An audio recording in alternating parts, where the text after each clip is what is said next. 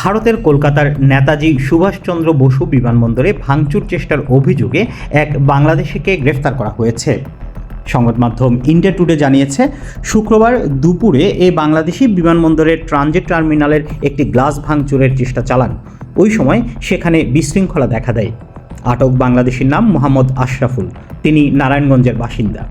গতকাল সন্ধ্যায় ইন্ডিগোর একটি ফ্লাইটে সিঙ্গাপুর থেকে কলকাতায় আসেন তিনি। তার একটি কানেক্টিং ফ্লাইট ধরে ঢাকায় আসার কথা ছিল।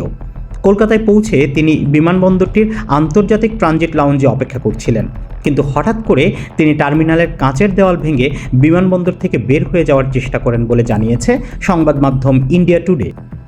ওই সময় কেন্দ্রীয় শিল্প নিরাপত্তা বাহিনীর সিআইএফ সদস্যরা আশরাফুলকে আটক করেন।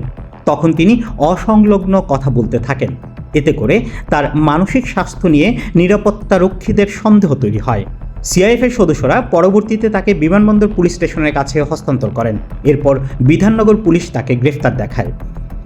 নিশ্চিত হওয়া গেছে যে আশরাফুল সিঙ্গাপুরে থাকতেন এবং সেখানে কাজ করতেন। তার বিরুদ্ধে পরবর্তী তদন্ত করা হচ্ছে।